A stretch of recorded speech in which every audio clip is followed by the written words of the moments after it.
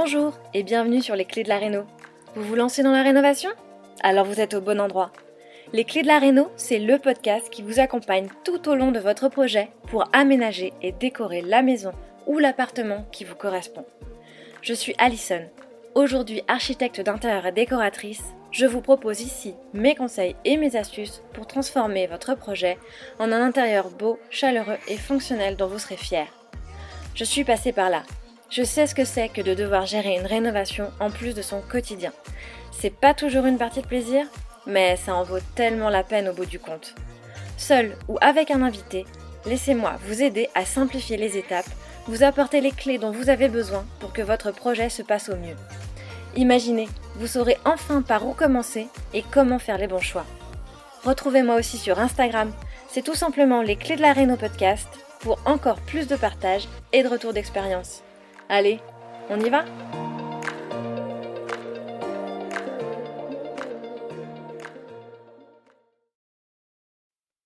Tu t'apprêtes à écouter la deuxième partie de l'interview avec les carreaux de Jean. Si tu n'as pas écouté la première partie, je t'invite à te rendre dans l'épisode précédent. On va justement enchaîner avec les étapes clés de la pose. Comment est-ce qu'on fait pour réussir la pose de son carrelage ? Et justement, pour quelqu'un qui n'a jamais posé de carrelage, on commence par où ? Alors, si vous avez jamais posé de carrelage, que vous voulez par exemple refaire un carrelage, on peut le poser par-dessus.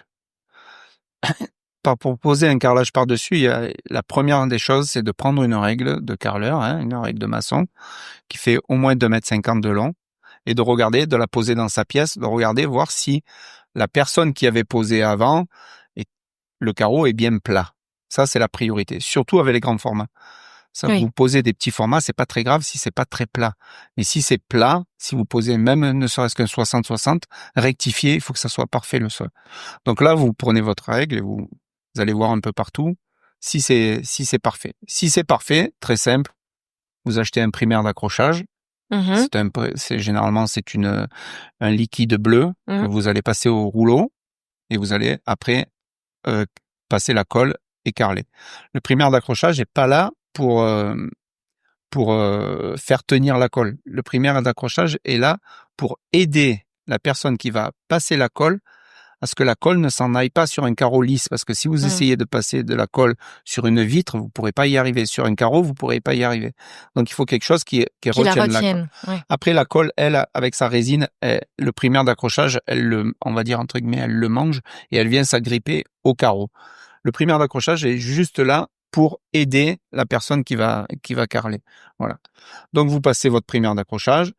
Je conseille toujours aux gens de pas passer la totalité, surtout quand c'est eux qui font le carrelage, du primaire d'accrochage dans la pièce. Imaginez, vous avez une pièce de 50 mètres carrés, vous voulez refaire, mais vous êtes novice dans le carrelage, ça fait 2 fois que vous en faites, vous allez poser 10 mètres. Au bout de 10 mètres ou de 15 mètres, vous allez être fatigué, énervé, parce que on aura cassé 3 carreaux pour rien. Vous aurez cassé 3 carreaux. Mais si vous avez posé le primaire d'accrochage et que vous reprenez le lendemain, à force de marcher sur le primaire d'accrochage, il perd tout son actif. Donc, on se dit, tiens, aujourd'hui, je vais faire 10 mètres carrés. Le soir, avant d'aller vous coucher, vous passez un coup de rouleau sur les 10 mètres carrés. Le lendemain matin, vous venez, vous faites vos 10 mètres carrés et ainsi de suite. Voilà, ça, c'est quelque chose qu'il faut ne pas passer le primaire d'accrochage si vous n'allez pas carreler le lendemain. Okay. Voilà, ça, c'est une priorité.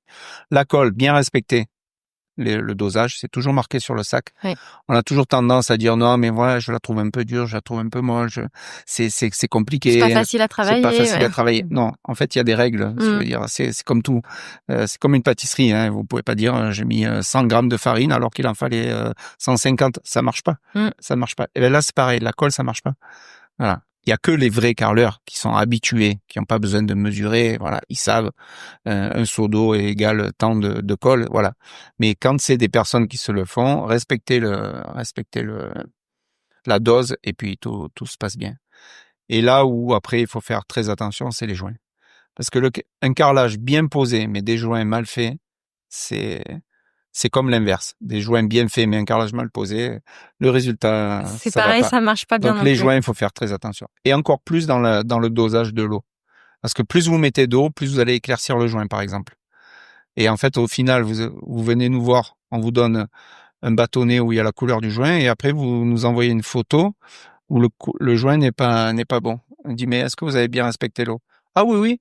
Mais par contre, c'est bizarre, il me reste de la poudre blanche. Ah non, monsieur, normalement, il ne peut pas vous rester de la poudre blanche.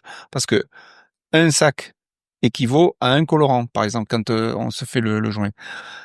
Donc, il faut respecter ce qu'on dit, en fait. Voilà. Et sur le sac de joint tout prêt, par exemple, quand c'est un sac de joint tout prêt, on dit, il faut 1 litre d'eau pour 2 kilos de joint, on met 1 litre d'eau et 2 kilos de joint. Et le lendemain, on remettra toujours 1 litre d'eau et 2 kilos de joint. Sinon les Parce propriétés que sinon, ne les sont plus les propriétés, mêmes. c'est de la chimie après. Et les couleurs ne sont plus les mêmes. En fait. Voilà. Ça, c'est très important. Le joint est très important. Et donc, t'en as parlé un peu, mais c'est l'importance du support, donc les points de vigilance. Alors, quand c'est le support, quand c'est un ancien carrelage, c'est comme je viens d'expliquer. Quand c'est une chape qui a été faite par un chapiste ou par un carreleur, ce qu'on appelle la chape lisse, pareil, déjà avant d'aller poser. Quand c'est une chape faite par une société, normalement, ils viennent, ils vous la poncent, ils enlèvent toute la laitance qu'il y a dessus. Parce que si la chape garde sa laitance, même le primaire d'accrochage n'accrochera pas. Ah oui. Dans toutes ces chapes en hydrite ou les chapes ciment, petit ponçage, aspirateur de partout, primaire d'accrochage et colle. Voilà. Ça, c'est les étapes à respecter. Toujours que le support soit propre. Parce que la poussière, malheureusement, c'est très dangereux pour la colle. Parce qu'elle n'accroche pas. Ou même pour le primaire.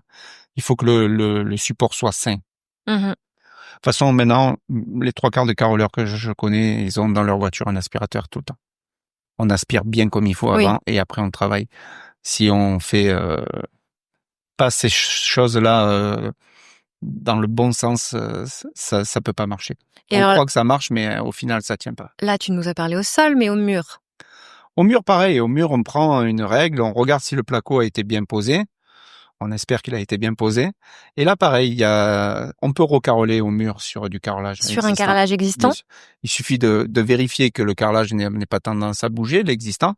Mais généralement, surtout quand on refait de la rénovation, les cols d'avant sur le placo, ça tient énormément. Et quand on veut enlever le carrelage, on arrache le placo. Donc, beaucoup de gens recollent par-dessus. Donc là, pareil, primaire d'accrochage sur le carrelage. Et après colle et pose du carreau.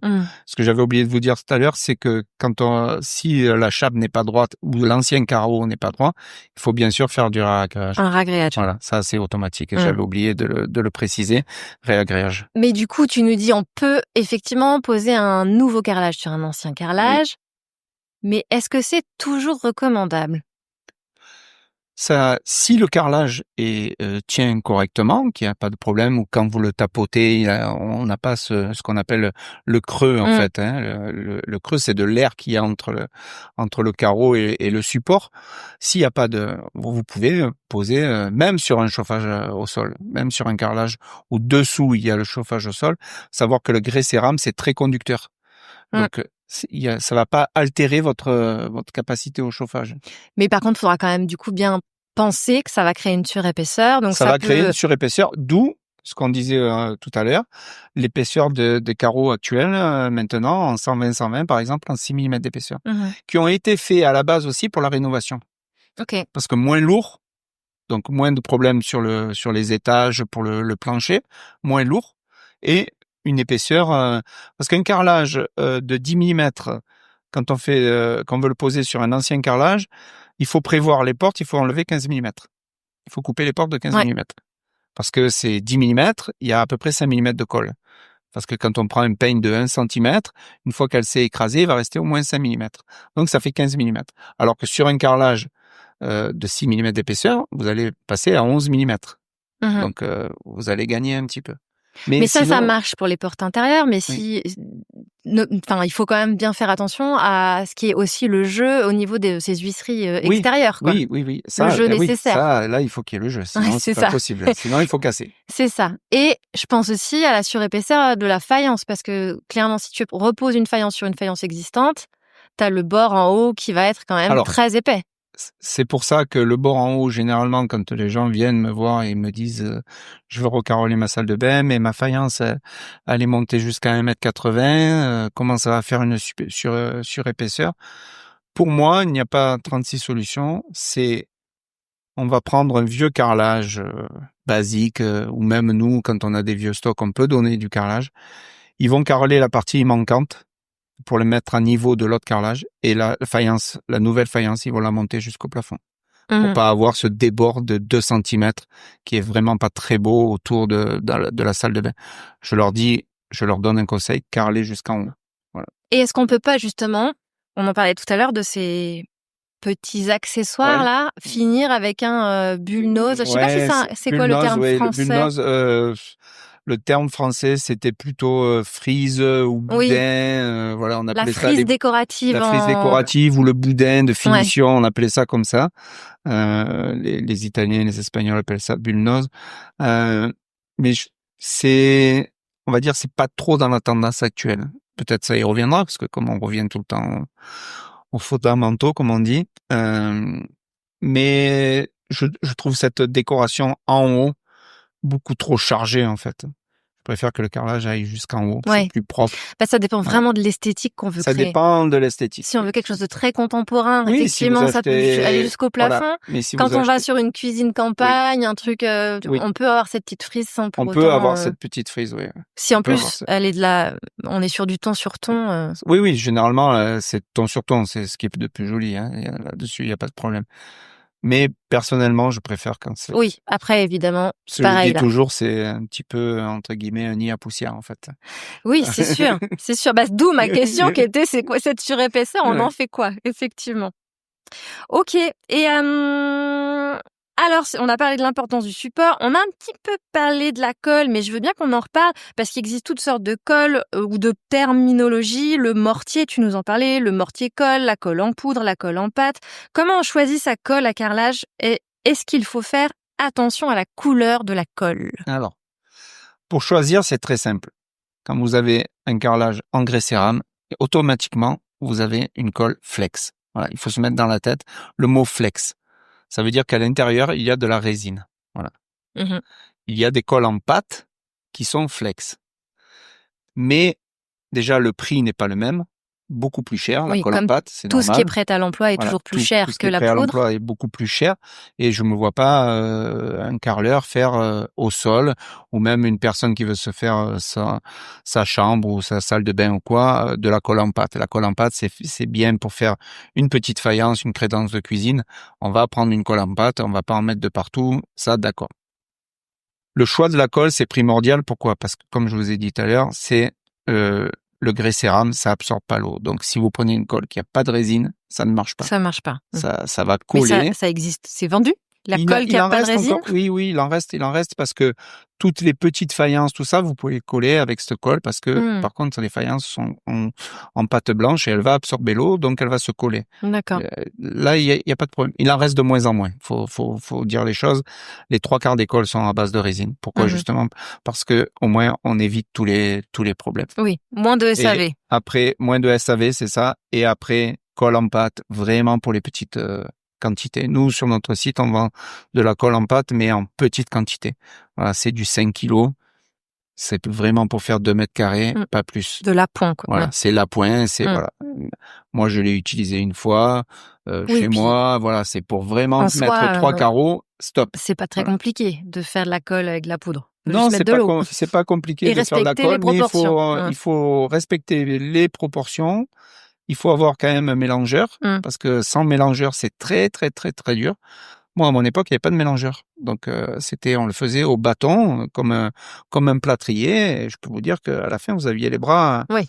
Mais vous aviez dedans des grumeaux, vous voyez, des petites boules, tout ça. Avec un bon mélangeur, la colle, elle est lisse. Et voilà. Mais le tout, c'est de respecter la dose pour avoir une belle colle et une facilité pour la poser.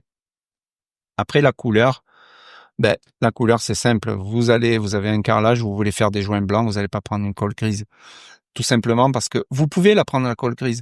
Mais, par contre, il faut que la finition, quand vous avez fini de poser vos carreaux, ça soit impeccable, qu'il n'y ait pas de la colle qui est bavée sur les carreaux ou qui ressort. Et ça arrive souvent quand même. Et ça arrive souvent quand on nettoie pas. Normalement, quand on pose un carreau, on a toujours une éponge avec de l'eau à côté et on nettoie, surtout maintenant à la colle.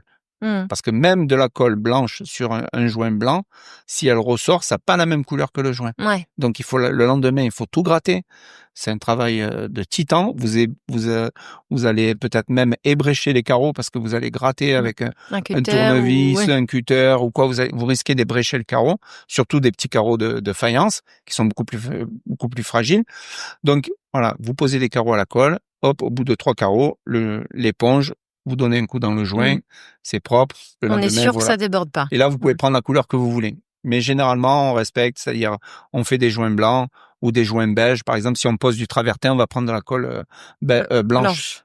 Si on pose un grès cérame imitation béton gris, on va prendre la colle grise. Vous voulez une imitation béton blanc avec des joints blancs, prenez de la colle blanche, c'est mieux. C'est vrai qu'on n'y pense pas toujours, parce qu'on se dit, on n'y pense s'en pas fiche, parce la que colle elle est en dessous. c'est de la colle, elle est en dessous. Mais non, mais malheureusement, voilà. La colle, elle est là, elle risque de baver. Des fois, c'est même mieux qu'elle bave un peu parce que voilà, elle est bien fluide. Voilà, ce qu'il faut, c'est qu'elle soit bien fluide la colle en fait. C'est que quand le carreau on le pose, qu'il ait ce phénomène d'absorption. Les petits carreaux, pas besoin de faire de double encollage. Les 60-60, c'est double encollage. Double encollage, ça veut pas dire qu'on met un peigne de 10 cm au sol et derrière le carreau, de 10 mm, pardon, au sol et derrière le carreau, on met 10 mm. Derrière le carreau, il faut juste ce qu'on appelle, nous, dans le métier, c'est sucrer le carreau. C'est-à-dire étaler de la colle comme si vous faisiez un enduit sur le carreau. Ce qui permet que quand la colle au sol et la colle sur le carreau vont entrer en contact, ça va faire la ventouse. De ventouse, et là, c'est terminé. Ça bougera plus. Donc, on n'a pas forcément besoin d'utiliser le peigne pour mettre de la colle sur le carreau. Non. On ne le fait que au sol. On utilise le même peigne, mais le côté lisse, pas le côté dentelé, en fait, du peigne. Okay. Voilà. On l'écrase. On spatule, en fait, le carreau. Et après, on vient le coller. Ça, c'est obligatoire dans les 60-60, c'est double encollage obligatoire. À partir de 60-60. À partir du 60-60. Mais en dessous, pas forcément. En dessous, de toute façon, ça devient compliqué. Oui. Pour le sol, je parle. Ça devient compliqué de trouver des carreaux en dessous de 60-60. À part tout ce qu'on aura sur imitation carreau de ciment, terrazzo, imitation carreau de ça, ciment, c'est quand même les petits formats qu'on a au sol généralement, qui finissent dans la salle de bain ou dans un hall d'entrée, voilà. Ça, c'est ça. Mais sinon, le reste, les 60-60, c'est double encollage obligatoire pour être tranquille. Voilà. Très bien. Et alors maintenant, parlons d'un autre sujet qui peut soulever des nœuds au crâne, les joints. On en a déjà un petit peu parlé aussi. Mais la largeur, la couleur, le type de joint. Comment on fait pour avoir un beau résultat sur les joints et pour que justement, tu disais, faire des beaux joints, c'est quand même important. Faut pas gâcher tout ce qu'on aura pu faire avant. Pour moi, c'est le plus important, en fait, le joint. Si le joint est mal fait, ça gâche tout, en fait. Même si le carreau est très bien posé, nous, moi qui ai l'habitude, je rentre dans un magasin ou quoi, le carreau est super bien posé, les joints c'est catastrophique, ça gâche tout en fait, ça gâche tout. Pour faire des bons joints, déjà il faut des bons produits, voilà. Il faut éviter d'aller acheter des trucs bas de gamme. gamme. Alors moi je conseille toujours si on peut, parce que ça a quand même un coût, c'est de faire le joint à l'époxy, qui est vraiment le joint à l'époxy. Qui est parfait en fait, qui va pouvoir être nettoyé, même si vous y tombez du café ou quoi, vous allez pouvoir le nettoyer. Donc l'époxy en fait c'est un produit, c'est une résine en fait. Ouais. Donc il y a rien qui va pénétrer dans le joint, parce que le joint à la base, c'est un l'hydrofuge quoi en fait. Voilà, c'est comme si c'était en fait il y a une pellicule dessus en fait qui fait que on peut le nettoyer en fait, voilà. Alors qu'un joint même de bonne qualité reste en fait entre guillemets du ciment et de l'eau. Poreux, mais reste un petit peu poreux. Donc faut faire attention. C'est pour ça que je déconseille les joints blancs dans des pièces de passage quoi, qui ne resteront jamais blancs, mis à part si vous faites un joint à l'époxy. Voilà. Donc le choix du joint, la qualité du joint, c'est très important. Après la grosseur du joint, tout dépend du carrelage que vous allez avoir. Si vous prenez une imitation de carreau de béton ciré, le but c'est quoi? C'est d'avoir un béton ciré. Donc le but c'est de réduire le joint. Faut savoir qu'en Italie, par exemple, il y a beaucoup de poses pratiquement sans joint. C'est vraiment très, très, très, très fin. Nous, ici, on a des normes. Par exemple, un 120-120, si on respectait la norme, il faudrait qu'on fasse entre 3 et 4 millimètres de joint. Ah ouais. Mais si vous achetez un carreau imitation béton ciré et que vous faites 4 millimètres de joint, il n'y en a aucun intérêt. Non, c'est sûr. Aucun intérêt. On est là pour éviter les mais joints. alors du coup, un carreleur, il accepte de poser Le carreleur, en fait, c'est le carreleur, il accepte si vous lui faites. Moi, j'ai plein de carreleurs, ils se font faire une attestation. Ouais, C'est le client faut qui a signer un petit, le client a un petit décidé papier, quoi. qu'il voulait 1 millimètre de joint. J'ai fait 1 millimètre de joint. Voilà, c'est tout. Enfin, je pense que ça doit marcher au niveau des assurances parce que c'est le client qui le demande. Donc, on peut pas aller contre entre guillemets la volonté du client. Un joint de 1 mm, est-ce qu'il est moins étanche qu'un joint de 4 mm? Non, c'est pas une question d'étanchéité, c'est juste une question de dilatation, en fait. Si jamais il y a dilatation, si vous avez pas fait, en fait, le joint, il est là pour la dilatation à la base.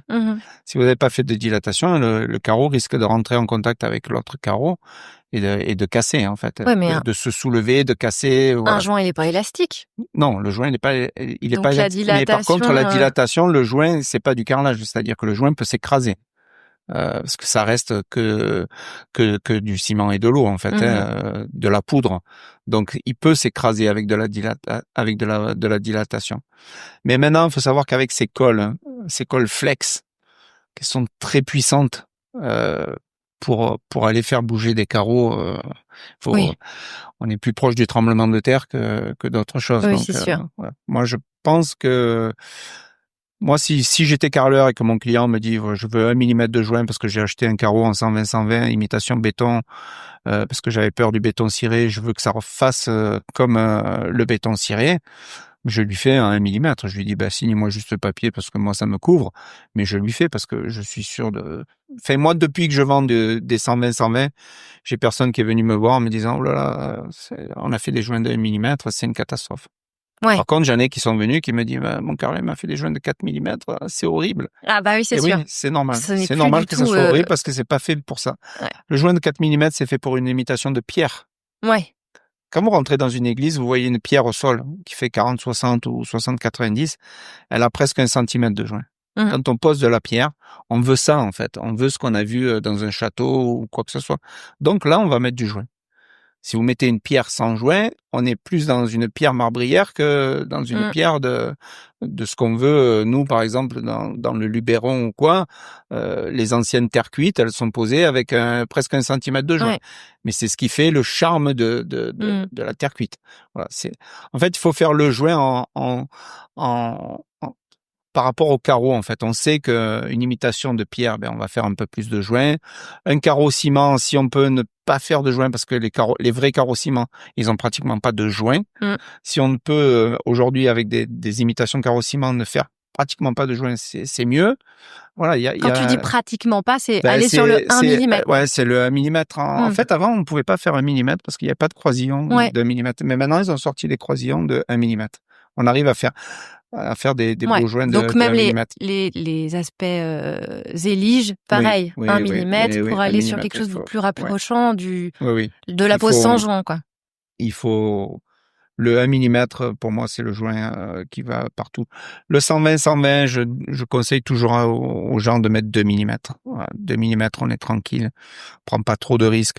Si le joint est bien fait et que la couleur correspond au carreau, franchement, je peux vous dire que on se casse le nez. Surtout en fait, plus le carreau est grand et moins les joints vont se voir, donc on se casse le nez dessus. Il n'y a pas de problème avec ça. Alors justement, parlons de la couleur. Comment on choisit la couleur de son joint? La couleur, les tendances, tout le monde je veux la même couleur que le carreau. Ok. C'est facile pour une imitation en béton. Couleur ivoire, on a le joint ivoire. Couleur gris, on a le joint gris. Couleur blanc, on a la couleur blanche. Il n'y a pas de problème. Ça devient un peu plus compliqué quand on a des carreaux qui ont comme un carreau ciment ou dedans il y a plusieurs couleurs. Moi, je trouve que la couleur grise, un gris clair, un gris pas trop perle quand même, qui tire pas trop sur le blanc, mais un gris chiaro, ce qu'ils appellent un gris clair, les Italiens, c'est le terme chiaro, c'est ce qui va se marier avec tout en fait. avec un carreau ciment, avec tout. Voilà. Je trouve que c'est la couleur qui se marie le mieux. Maintenant, vous posez un travertin, une imitation travertin, ben, il vaut mieux rester sur un joint beige. Voilà, on est dans l'esprit. Mais du coup, est-ce qu'il y a juste la couleur du carreau à prendre en considération, ou il y a aussi effectivement l'usage, l'emplacement? Alors l'usage, oui, l'usage dans une salle de bain. Je déconseille le joint blanc au sol.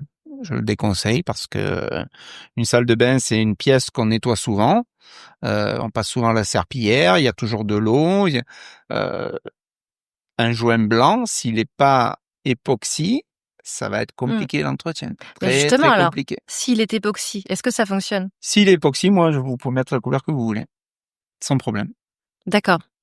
Sans problème. Le joint époxy, c'est un joint, je veux dire, qui va pas tacher, en fait. Qui se nettoie super facilement. Qui se nettoie super facilement, qui bronche pas. Dans 10 ans, ça sera le même.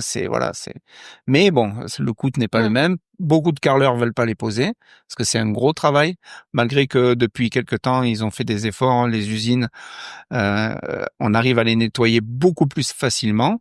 Au moment de la pause. Au moment de la pause. On arrive à les nettoyer beaucoup plus facilement au moment de la pause. Mais ça reste un coût beaucoup plus élevé qu'un joint normal. Mais dans une salle de bain, il faut éviter le joint blanc. Voilà. Dans une salle à manger, joint blanc. Moi, avec une imitation béton 120 blanche, comme ils sont jamais blanc, les carreaux, ils ont toujours des tendances un peu beige ou un peu grisé. Je vais chercher un gris très clair. Un gris très très clair. Ouais, mais tu vois, moi j'avais du joint blanc en faïence en craie dans ma cuisine. Ah, ça.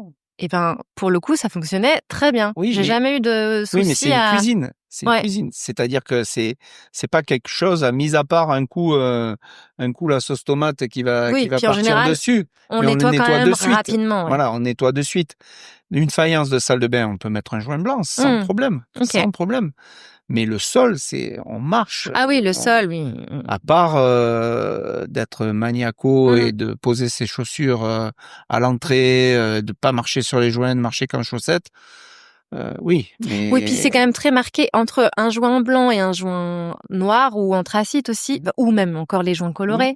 C'est quand même un vrai parti pris esthétique aussi, parce que c'est quelque chose qui sera très marqué en fonction du carrelage, je comprends aussi, mais... En fonction du carrelage, c'est un quadrillage. C'est ça. On crée, faut quand même bien...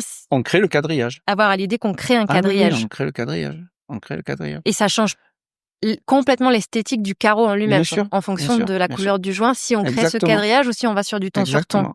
Et juste, on n'en a pas parlé, mais on peut faire un petit intermède sur le choix de la grandeur du carreau pour une pièce. Les gens confondent souvent petite pièce, petit carreau. Et c'est exactement le contraire. Petite pièce, grand carreau. Parce que le quadrillage rétrécit la pièce. Oui, ça structure vraiment à l'œil. Et ça, c'est dur à faire entendre aux gens. Mais c'est dur, vous pouvez pas savoir. Heureusement qu'on a des box dans le magasin où, par exemple, on a posé du 90 sur un petit box de 3 mètres carrés ou 4 mètres carrés ou du 60 sur un box de 5 mètres carrés. Oui, ça permet de comparer, justement. Et les gens ont dit, ben oui, mais alors ça va. Et oui, mais ça, madame, c'est du 60. Ah bon? Vous êtes sûr? Oui, on est sûr. Ça, c'est certain. On est sûr que c'est du 60. Ah oui, bon, mais vous aviez raison, alors. Parce que beaucoup arrivent, j'ai une chambre qui fait 12 mètres carrés. Je voudrais du 30-30. Ah, bon, déjà, pour trouver du 30-30 aujourd'hui. Bon, ben alors, mettez-moi du 45-45. Ah, ben là aussi, ça va être compliqué. Et on monte de 5 par 5, 50. Alors 50, c'est des formats qui ont pas trop marché. Et on arrive aux 60. Ah oui, mais ça va être trop grand. Alors quand on leur donne dans la main, alors là, c'est catastrophique parce qu'ils regardent le carreau comme ça. Ah non, mais ça, c'est trop grand. Bon, allez, venez avec moi, regardez. Combien elle fait cette pièce? Ah ben, je sais pas, 6 mètres carrés. Elle fait 4 mètres carrés. Regardez, c'est du 60-60. Est-ce que ça vous choque? Ah ben non, c'est bien. Eh ben, oui. Parce que voilà, ça c'est un gros problème et on a beaucoup de mal avec les clients. Petite pièce, petit carreau. Et non, c'est petite pièce, grand carreau. Grande pièce, bien sûr, grand carreau, mais petite pièce, grand carreau.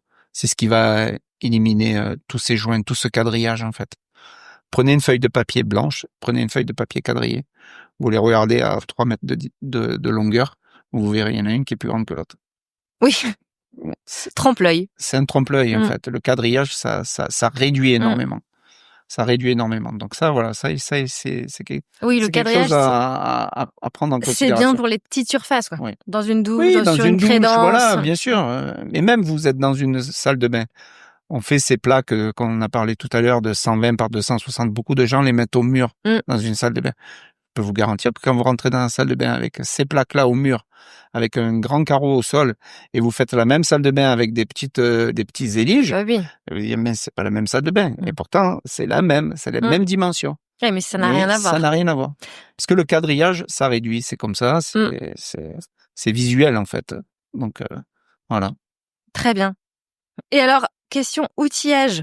C'est quoi le matériel indispensable qu'on doit se procurer quand on veut se lancer dans un projet carrelage?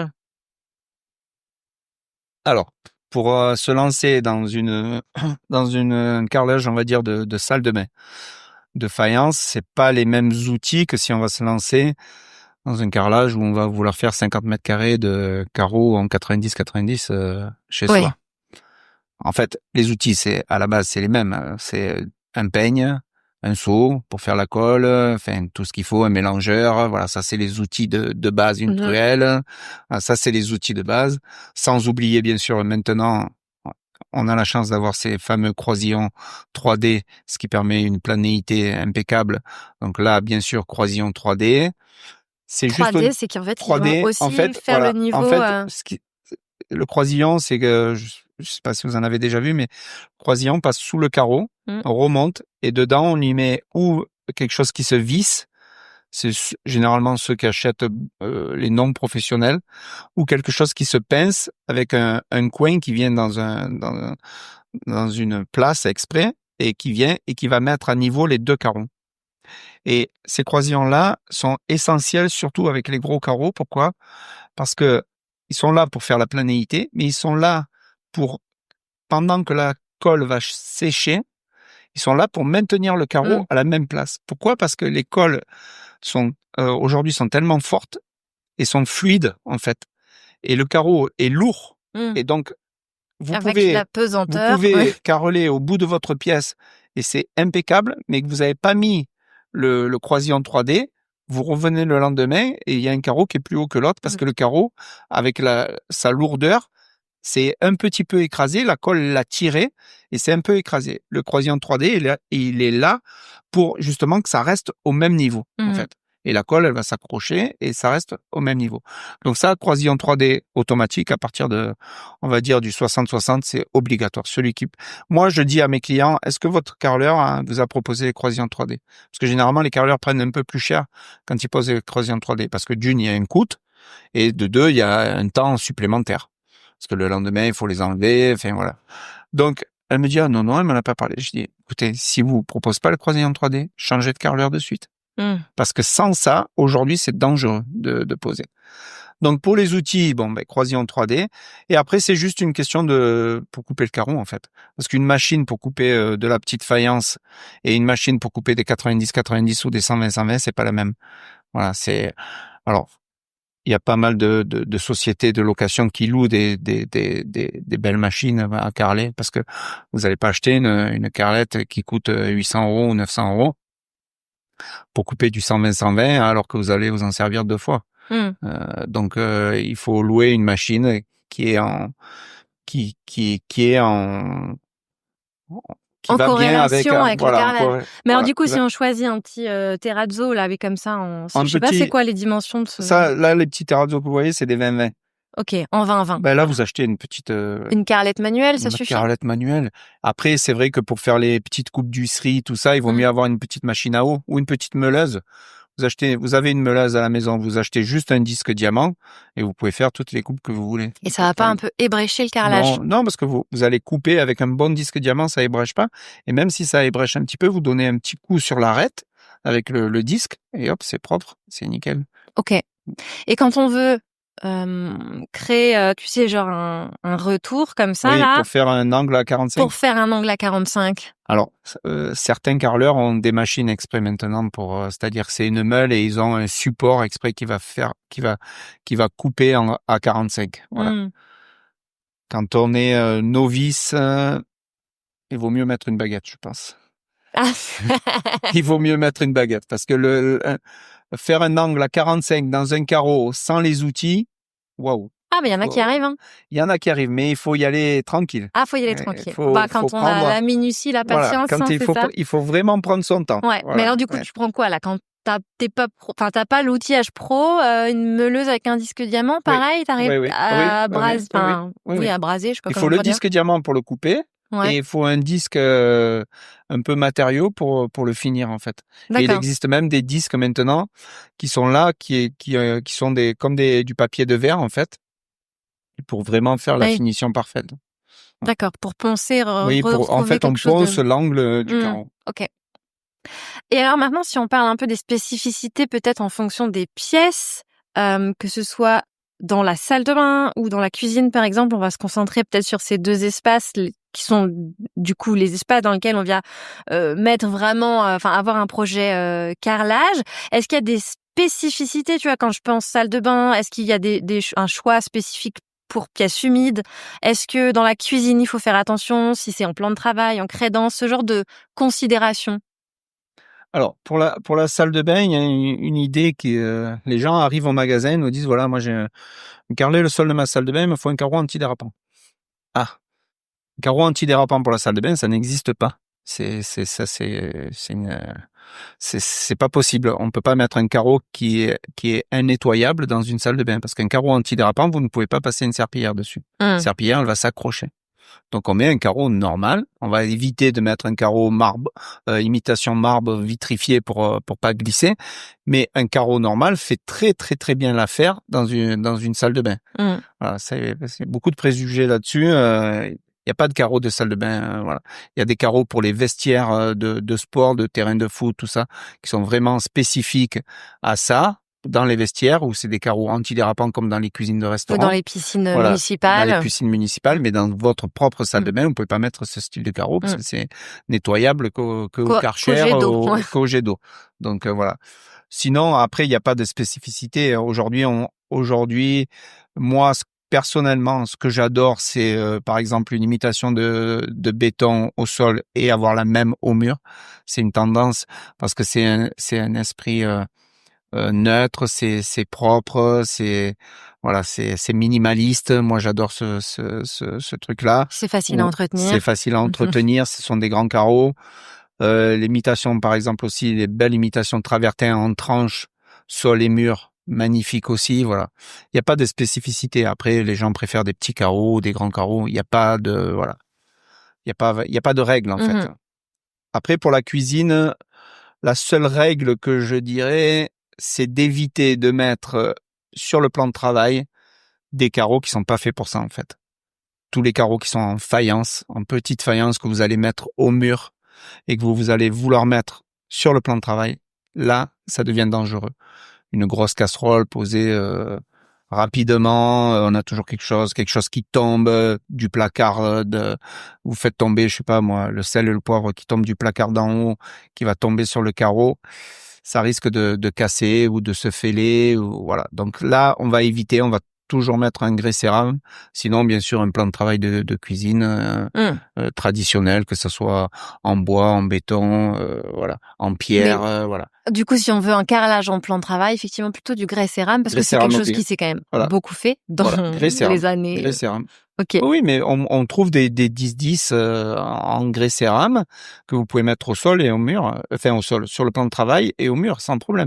Mais voilà, il faut bien faire attention, ne pas mettre une simple faïence pâte blanche, impossible. Mais c'est plutôt par rapport au choc, si tu l'entends. Parce que au choc. Quand c'est plan de travail, on fait aussi attention au chaud, au couteau. C'est pas au chaud, au couteau pour rayer les carreaux, il faut vraiment y aller. Je veux dire, non, c'est essentiellement au choc, voilà, les chocs. Et puis les joints, si vous faites du 10-10, généralement beaucoup de gens, comme on faisait avant, du 10-10, il y a 3-4 mm de joints. Et le plan de travail, c'est quelque chose qui se salit énormément. Donc il faut éviter ça. Enfin, moi personnellement, je trouve qu'il faut éviter. Ou alors ça. Avec du joint époxy, comme tu disais. Ou alors avec du joint époxy, oui. Voilà. Ça, on peut le faire aussi. Ok. Et en crédence, pas de spécificité particulière. Ok. Le moins de joints possible pour avoir le moins de nettoyage à faire. Ah oui, alors là, c'est toujours l'éternelle question entre l'entretien, l'esthétisme. C'est la question des clients qui viennent au magasin ou qu'on a au téléphone. Ah, mais moi, je veux un grand carreau parce que je veux pas de joint. Je veux plus de joint. Je veux plus de joint. Je veux plus de joint. Ça, c'est toujours. Il y a ceux qui sont maniaques, voilà. il y a ceux qui veulent. Voilà. Il y en a qui veulent que ça soit vite fait, donc pas beaucoup de joints. Et puis après, il y a ceux qui passent plus de temps et que c'est pas très grave en fait. Oui, parce qu'on n'en a pas parlé non plus. Mais alors moi, j'ai expérimenté ça, le joint gris anthracite dans la douche et quand on est dans une région à eau calcaire. Oui, bien sûr. Là aussi, on peut avoir des petits désagréments. Oui, on peut avoir des désagréments parce que de toute façon, le joint reste quelque chose de poreux. Donc si le calcaire vient s'intégrer dessus, c'est fini. Après, il faut faire comme quand on nettoie une paroi de douche, prendre de l'anti-calcaire et nettoyer constamment les joints. Donc ça devient c'est laborieux. Voilà, ça devient un peu compliqué. C'est pour ça que après en soi, je trouve que le nettoyage des joints, c'est pas très compliqué. Enfin, ça se nettoie plutôt bien, un joint de carrelage. Oui, il faut le faire. Mais il faut le faire, voilà, c'est ça. Souvent, et plus il y en a, plus c'est long. Et plus il y en a, sur des carreaux en 10-10, il y en a beaucoup. C'est sûr. Justement alors, c'est quoi tes conseils d'entretien pour préserver un carrelage dans le temps? Alors, l'entretien, le carrelage, ça se nettoie uniquement à la base à l'eau. On évite tous ces produits ménagers, style Monsieur Propre, Vigor, tout ça, qui sont des bons produits, on va dire, mais le problème, c'est que les gens en mettent trop. C'est-à-dire qu'ils ont un seau de 10 litres et ils vont vous mettre... oui, ça nettoiera mieux, faut en mettre plus. Plus on en met, plus ça nettoie. Et non, plus on en met, plus c'est gras. Et plus vous mettez du gras sur votre carrelage. Et après, une fois que vous avez fini de laver, vous avez votre enfant ou quoi qui part courir pieds nus et vous voyez plein de pieds. Mais ça crée une petite pellicule. Ça crée une pellicule dessus. Donc, moi, je dis, la meilleure façon de nettoyer, c'est à l'eau. Et alors, la meilleure façon de nettoyer, c'est la vapeur. Parce que la vapeur, ça laisse rien. Voilà. Vous enlevez tout, vous enlevez le gras, vous enlevez tout. La vapeur, c'est extraordinaire. Pour moi, c'est extraordinaire. Moi, je l'ai utilisé. Je trouve que c'est avec ça que votre carrelage est nickel. Même pour les joints et tout, je trouve que c'est bien. Parce que quand vous avez des joints, quand vous avez déjà un ancien carrelage, pas tout le monde peut refaire son carrelage. Vous achetez une maison, il y a un carrelage, vous avez déjà mis le budget dans la maison, donc vous pouvez pas changer le carrelage. Et il y a des joints de 5 mm. Et quand vous passez ce produit gras, ils vont aussi dans les joints. Et ils vont encore salir le joint encore plus. Au lieu de le nettoyer. Au lieu de le nettoyer. Parce que personne trempe son balai une fois et change l'eau à chaque coup. Donc vous faites au moins 2-3 passages. Et donc vous avez votre serpillière ou votre balai espagnol qui est sale. Et donc vous allez encore rajouter quelque chose sur le joint. Sur le carreau, c'est pas grave, ça va partir. Mais sur le joint, lui, il va encore l'absorber. Et donc les joints vont encore changer de couleur. Donc pour les nettoyer, ça devient compliqué. La meilleure façon de nettoyer les joints, c'est la vapeur. Mais si on n'a pas de machine à vapeur, de l'eau finalement, il n'y a rien de mieux. Oui, de l'eau. Et s'il y a vraiment une tache de gras qui résiste, on prend une petite éponge, on donne un coup et c'est terminé. Mais le meilleur, c'est ou alors si vous mettez un Vigor ou un Monsieur Propre ou ce que vous voulez, mais vous en mettez un quart de bouchon. Vraiment pour dire j'ai mis du produit, voilà. Mais vous mettez pas comme certains. Moi j'ai vu des photos et j'ai l'impression qu'il y a une surépaisseur sur le carreau. Mais vous lavez avec quoi? Ah mais moi je lave au Vigor et j'y vais. Hein. Eh oui, mais non justement il faut pas y aller. Déjà vous allez faire des économies et vous en mettez pas beaucoup et vous nettoyez à l'eau. Ok. C'est le meilleur moyen. Très bien. Et si on parle justement des problématiques, des situations qui fâchent. Imaginons, on fait une commande chez vous et puis la palette arrive cassée, il y a des différences de teinte, je ne sais pas. Comment est-ce que ça se passe? C'est quoi le service après-vente chez vous? Alors, le service après-vente, c'est très simple. Moi, j'ai une priorité, comme j'ai dit au début, c'est mon client. Donc, le client téléphone, généralement, ça se passe comme ça. Le client arrive, la palette arrive chez le client. Voilà, le client voit la palette, il voit qu'elle est pas en bon état, il dit on a sur nos conditions générales de vente, le client a 15 minutes pour déballer sa palette, regarder. Si le chauffeur ne veut pas, le client il a ordre, et on lui dit de pas signer le bon de livraison. Après, quoi qu'il se passe, le client, lui, il est tranquille, il a pas signé son bon de livraison. S'il signe le bon de livraison et que les carreaux sont cassés, il le note sur le bon de livraison, une boîte de cassé, 2 boîtes de cassé, voilà. Et nous, Oui, donc en fait, voilà. première chose à faire, c'est vérifier les carreaux quand ils arrivent. Vérifier, c'est normal, je veux dire. On transporte du carreau, donc on est censé recevoir sa marchandise nickel, mais il peut y avoir de la casse. Donc, priorité, il regarde la palette. Si jamais il voit une boîte de cassé, il fait une photo. On demande de faire une photo. Comme ça, lui, il est tranquille. Et il signe le bon de livraison en notant. Et généralement, il nous envoie de suite. Mais alors, c'est rapide, hein. Il nous envoie de suite ou un mail ou un message via les réseaux sociaux. J'ai reçu ma palette, il y a une boîte de cassé. Donc, nous, qu'est-ce qu'on fait? Quand c'est un produit en stock, la palette, le lendemain, le carreau repart directement. Qu'il y ait une boîte, 2 boîtes, 10 boîtes, 20 boîtes, ça repart directement. Le client n'a pas à subir le problème qu'il y a entre nous et le transporteur. Parce que nous, on a un problème avec le transporteur dans ce moment-là.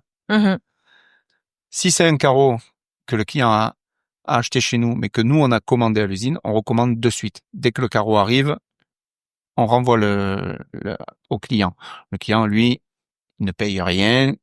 Tout est entre moi et le transporteur. Oui. Ça, c'est le SAV pur et dur, où la priorité, c'est le client. Une fois que ça c'est fait, généralement tout se passe bien. Problème de teinte, normalement, il ne doit pas y en avoir. Parce que quand le client commande 10 mètres carrés, les 10 mètres carrés qui arrivent chez lui, ils ont tous la même nuance. Maintenant, il se peut que tout à l'heure, on a parlé d'un œil électronique et de l'œil humain pour vérifier, mais malheureusement, il arrive des fois où dans la boîte, il y a 2 carreaux, on ne sait pas pourquoi, ils sont passés à travers. Généralement, quand le client, il y a 2 carreaux, il nous le prévient, on lui dit, écoutez, monsieur, si vous n'avez pas besoin de ces 2 carreaux, écoutez, on va vous offrir une petite déduction sur les 2 carreaux, puis on n'en parle plus. Maintenant, si vous avez vraiment besoin des 2 carreaux, on les recommande. Nous, quand on recommande, on prend l'ancienne commande, il y a une nuance dessus, on recommande la même nuance et on renvoie automatiquement au client. Voilà. Le client, lui, le SAV, pour lui, c'est mis à part que ça lui porte un petit préjudice parce que si le carreleur est là le lendemain et qu'il peut pas carreler tout ça, mais sinon lui, on va dire entre guillemets, il ne le sent pas parce qu'il n'a rien à débourser. On prend tout en charge. Mais on n'a vraiment pas trop de SAV. Il y a des petits problèmes, oui, de marchandises qui arrivent. La palette, elle a un peu bougé, mais dedans les carreaux ne sont pas cassés. Donc et tous les problèmes qu'on a, on essaye de les résoudre au plus vite. Ok. Et imaginons, au lieu de faire fois 10%, s'est trompé, on a commandé 2 fois trop de carrelage. Est-ce que vous reprenez le reliquat? On va reprendre que les produits qui sont en stock. Ah oui, faut qu'ils soient encore sur le marché, quoi. Mais c'est pas qu'ils soient sur le marché surtout, c'est que en fait, imaginez la personne a commandé 15 mètres carrés pour une pièce et en fait, il lui reste 2 boîtes. C'est la question de tout le monde. Qu'est-ce que je fais des 2 boîtes? Donc, comme je vous ai dit tout à l'heure, déjà, gardez-en une. Gardez-en une, on sait jamais. Et même si vous voulez me renvoyer les 2, en fait, je peux pas. Pourquoi je peux pas? Parce que déjà, le coût du transport va être énorme. Pour envoyer, vous habitez dans le nord de la France, on est dans le sud de la France. Pour faire venir un transporteur chez vous, ça va coûter à peu près 20-25 €. Et pour renvoyer la palette, ça va coûter dans les 60 € à peu près.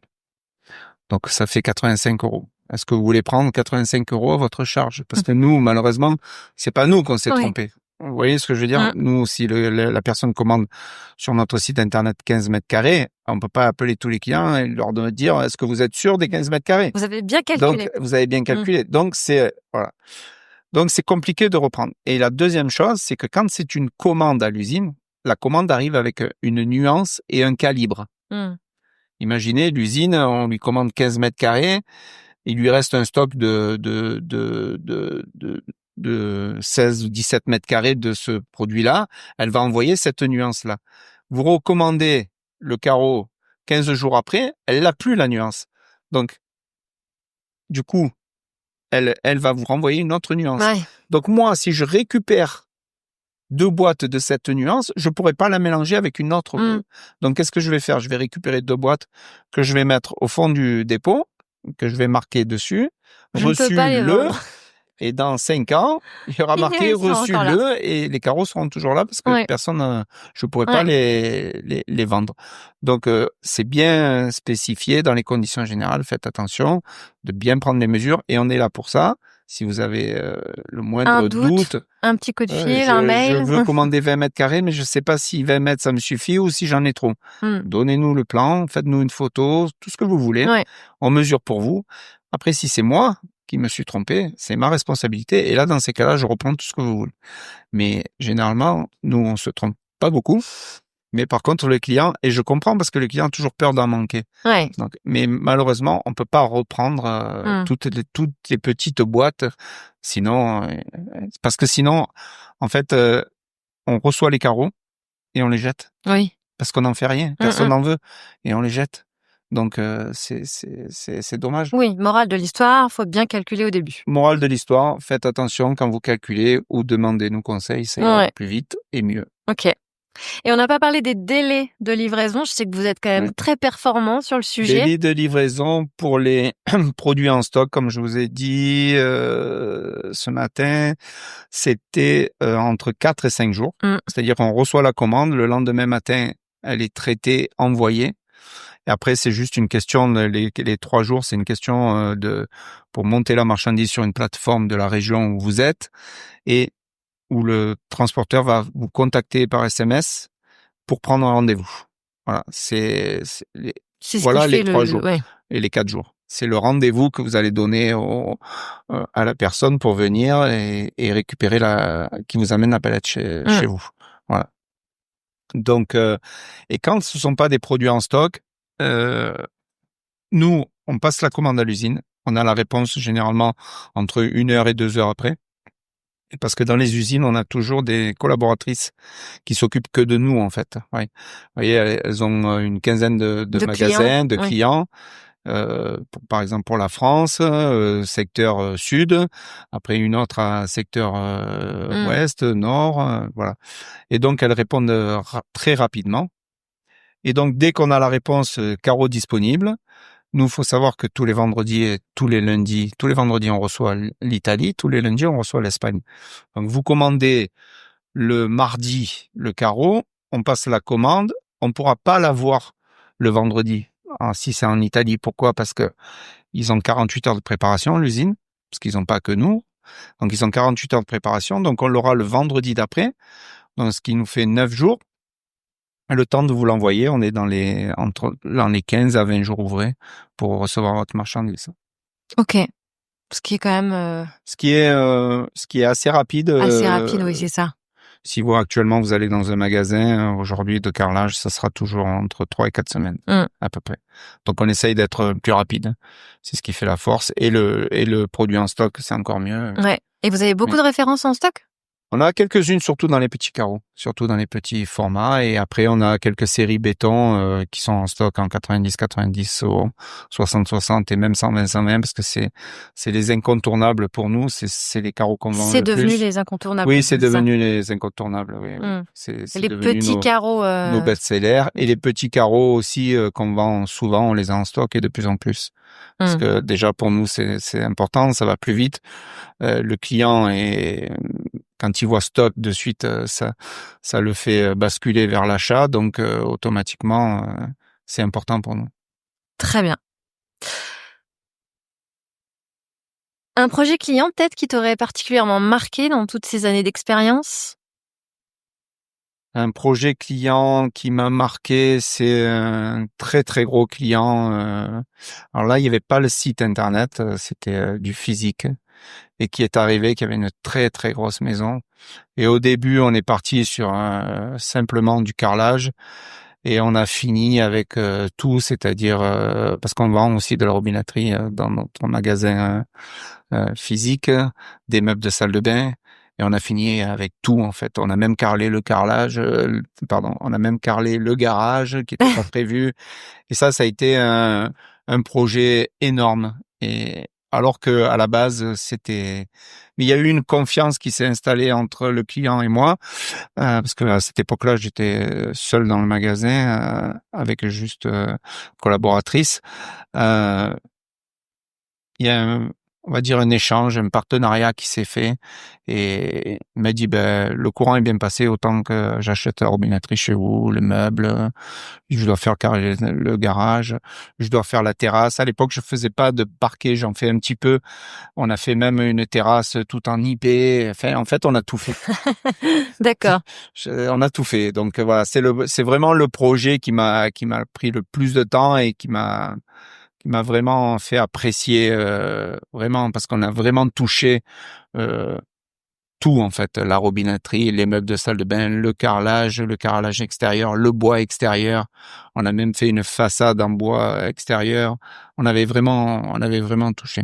Mais c'est un projet qui a duré plus d'1 an, donc c'était vraiment un gros projet. Ouais. Ça, c'était vraiment sympa. Ok. Et alors pour finir, qu'est-ce qui te rend fier de ton entreprise? Moi, ce qui me rend fier, c'est que quand les gens m'appellent et me disent merci, me disent super, le SAV très bien, un très bon relationnel. Voilà, c'est ça qui me rend fier. J'ai pas besoin de. Ça me rend parce que c'est là où on voit que on a fait des progrès. Même dans le SAV, on a fait des progrès. On a fait des progrès dans la façon de communiquer. Ça me rend fier quand je croise des gens dans la rue, ils me disent, oh, je t'ai encore vu, parce qu'avant, je faisais pas mal de vidéos où j'expliquais tout ce qu'on a parlé, en fait, la poste, tout ça. Oh, je t'ai vu sur une vidéo, tout ça. Ça me rend fier parce que c'est quand même, c'est assez sympa, surtout qu'à la base, je suis pas, il y a rien qui me programmait à faire des vidéos, tout ça. J'ai été poussé par mes enfants et puis ça s'est fait naturellement. Mais voilà, ce qui me rend fier, et puis ce qui me rend fier, c'est de travailler aussi avec ma femme, ma fille, mon fils, le dernier, enfin l'avant-dernier, le dernier, lui, pas pour le moment, mais on sait-on jamais. Et voilà, c'est bien de travailler en famille, c'est bien voilà, d'avoir créé quelque chose, parce qu'on l'a créé de toutes pièces en fait. Voilà. Quand vous rachetez une entreprise, elle est là, nous on l'a créée de toutes pièces. Puis j'aime bien ce nom en fait, les carreaux de Jean. J'adore ce nom et j'espère qu'on parlera encore de nous dans quelques années. Ouais. Voilà, c'est ça qui me rend fier. Super. Bon, et alors, ma toute dernière question signature. Ce serait quoi ton conseil numéro 1 pour quelqu'un qui se lance dans un projet de rénovation? Le conseil numéro 1, c'est parce qu'on voit beaucoup de gens via les réseaux sur Instagram qui se lancent dans des grosses rénovations, qui achètent des trucs en ruine et qui se lancent. Sans aucune expérience. Tout ça. Franchement, je leur tire mon chapeau parce que je pense pas que j'aurais pu le faire, moi, parce que c'est beaucoup. Mais si j'avais quand même un conseil à leur donner, et un conseil à tous les gens qui vont, c'est de s'entourer vraiment des bonnes personnes. C'est-à-dire, c'est bien d'essayer tout seul, c'est ok, c'est une fierté, ça c'est sûr, c'est une fierté. Mais il faut s'entourer des bonnes personnes, c'est primordial. S'entourer des bonnes personnes et acheter les bons matériaux. Voilà. Avec les bons matériaux et les bonnes personnes, vous pouvez aller au bout. Et les bons outils aussi, quand même. Les bons outils, bien sûr, mais ça va avec. Ouais. Mais aujourd'hui, les outils, c'est beaucoup plus simple. Moi, vous savez, j'ai commencé le carrelage, on n'avait pas tout ça. Hein. C'était vraiment, on avait une tenaille et une petite carrelette et on arrivait à faire des beaux trucs. On mettait beaucoup plus de temps que maintenant. Les outils, ils y sont. Les bons matériaux, ils y sont. Et les bonnes personnes, elles y sont aussi. Donc, quand vous êtes entouré de ça, je pense que vous pouvez. Et puis pour les gens qui veulent tout faire eux-mêmes, allez sur YouTube, regardez parce qu'il y a plein de choses. Même ce podcast qu'on est en train de faire, il y a plein de conseils à écouter, il y a plein de vidéos à faire. Allez sur Instagram, sur Pinterest, regardez les inspirations. Voilà, c'est regarder tout autour de vous et pas rester dans son coin et se dire ce que je fais c'est bien. Il faut regarder autour. C'est vrai. Voilà. C'est vrai. C'est le conseil.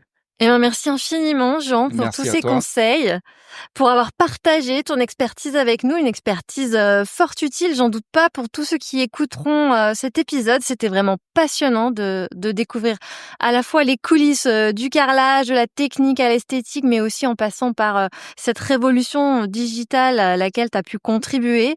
Ta double casquette de carreleur expérimenté, d'entrepreneur, apporte vraiment une perspective unique et précieuse. Merci beaucoup. Alors évidemment, comme d'habitude, on retrouve tous les liens utiles pour vous retrouver dans la description de l'épisode, notamment le site internet, évidemment, c'est lescarreauxdejean.fr, tout simplement. On pourra y découvrir toutes les références, les gammes, commander des échantillons, bénéficier même des conseils de Jean et de son équipe. Et pour l'occasion, je suis ravie de vous dire, à vous les auditeurs, que vous pouvez bénéficier donc d'une remise de 10% sur vos commandes avec le code les clés de la réno en majuscule 10, tout attaché, tout simplement. Merci encore Jean pour cet épisode, ces conseils, et puis à très bientôt sur les clés de la réno.